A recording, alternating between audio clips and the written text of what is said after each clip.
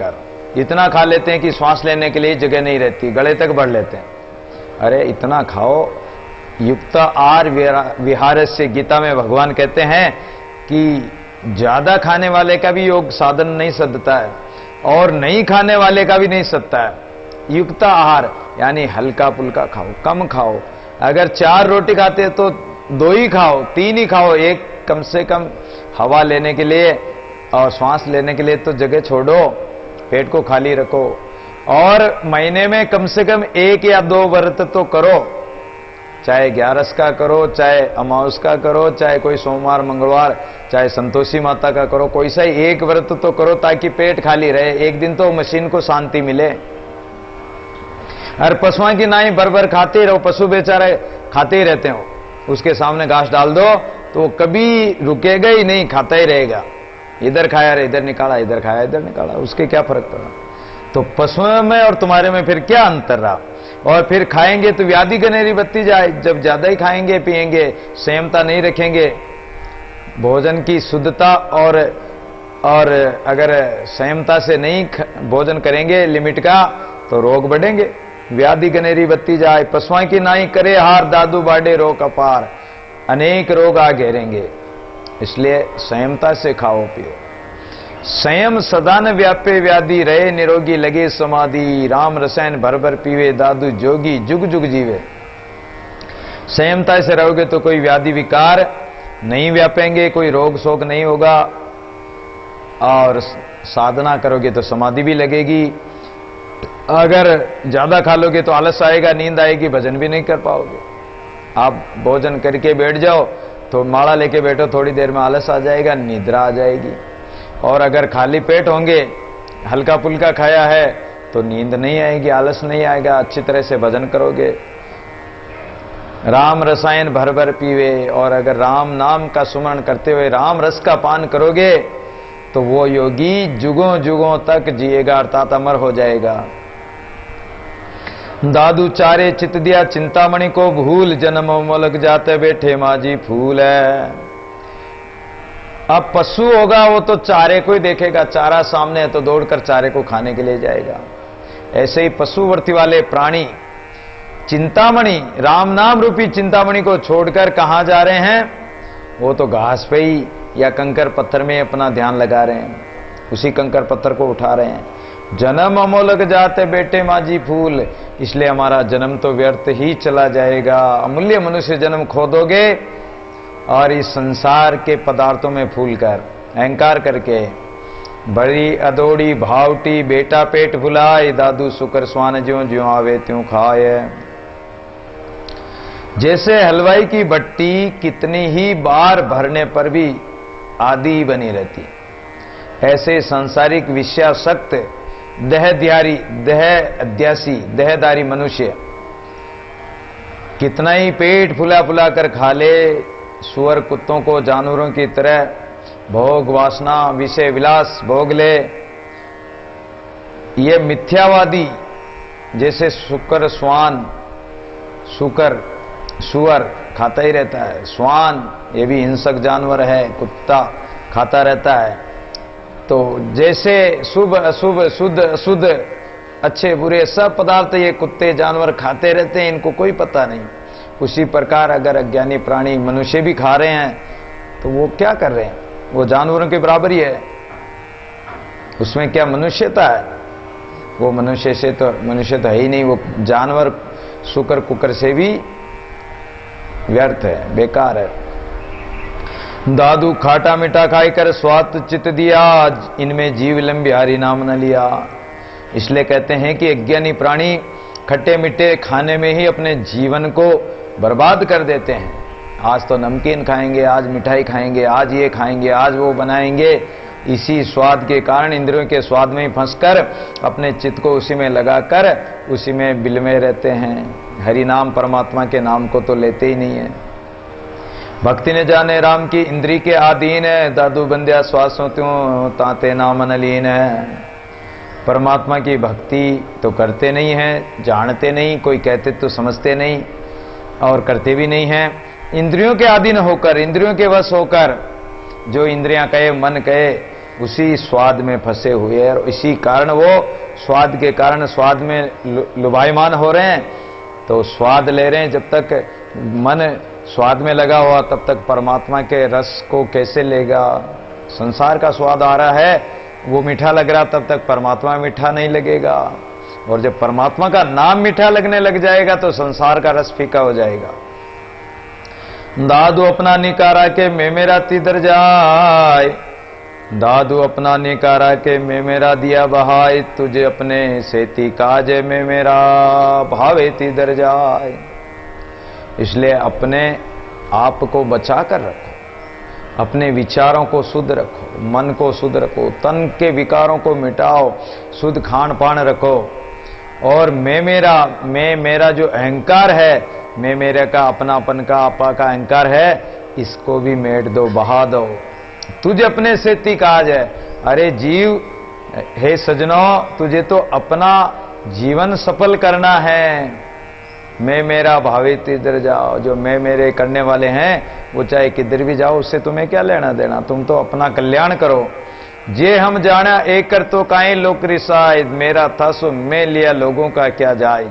दादू जी महाराज कहते हैं कि जब हमने उस परमात्मा को, एक मालिक को जान लिया और उस परमात्मा के मार्ग में चलने लग गए तो संसारी लोग हमसे द्वेष करने लग गए। जब हम उल्टे मार्ग में चलते थे संसार में तो लोग कहते हैं कि बहुत अच्छा चल रहे हैं, और जब हम संसार के कर्मों को छोड़कर परमात्मा के मार्ग में चलने लगे तो रिसाई, ईर्ष्या करने लगे। तो दादू जी महाराज कहते हैं कि मेरा था सो मैं लिया, मेरा परमात्मा था और मेरा है, तो मैंने उस परमात्मा का, उस गोविंद का नाम ले लिया। मेरा ही तो था, अपना ही तो था, अपना स्वरूप ही था। तो लोगों का क्या जाए, मैंने लोगों का तो कुछ लिया ही नहीं। ये तो है नहीं कि तुम्हारा धन लूट लिया हो या तुम्हारी कोई वस्तु चुरा ली हो, वो तो मेरा ही परमात्मा था। इसमें तुम लोग क्यों क्रोध करते हो। दादू द्वे द्वे पद किए साखी भी द्वे चार, हमको अनुभव उपजी हम ज्ञानी संसार।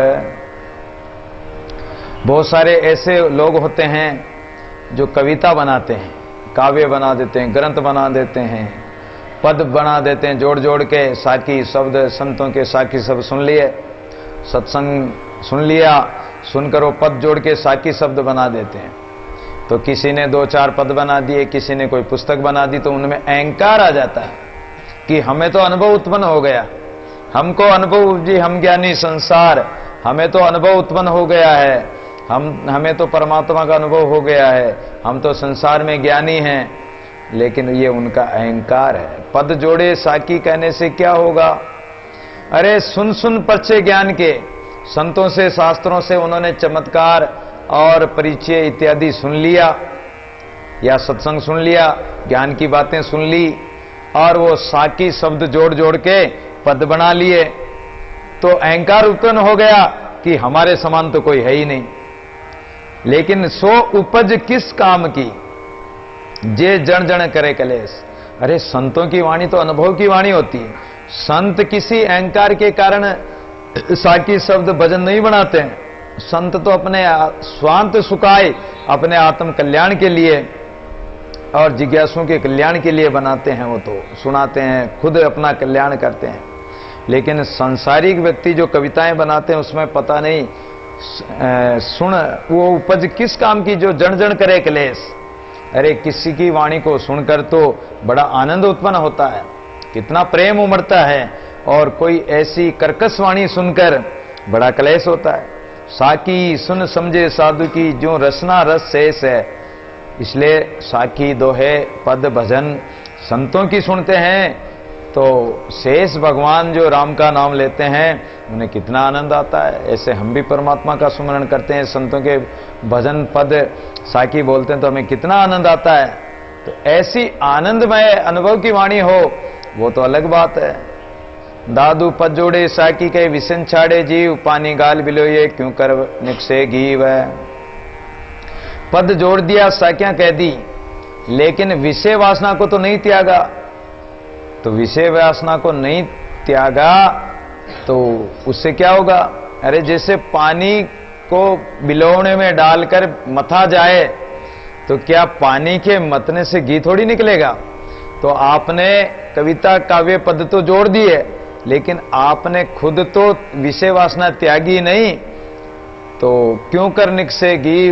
वो परम तत्व परमात्मा का प्रकाश कैसे होगा? वो घी कैसे निकलेगा? वो तत्व कैसे प्राप्त होगा?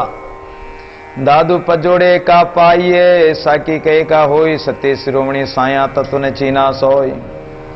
तो ऐसे साकी शब्द पद जोड़ने से वो शिरोमणि साइया प्राप्त नहीं होगा। कई बार सुनवा मन खुशी करवा और एक खेल, बातों तिमरन भाजी दीवा बाती तेल है। कहने सुनने से मन तो खुश हो सकता है, कोई लच्छेदार भाषण दो, बड़ी अच्छी अच्छी कविता कर ले, लोगों का मनोरंजन हो जाए। बड़े बड़े कवि आते हैं, कवि सम्मेलनों में देखते हैं, ऐसे ऐसे हंसाते हैं कि लोग लोटपोट हो जाते हैं।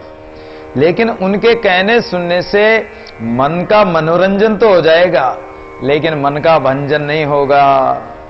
बातों तिमरने भाजी दीवा बाती तेल।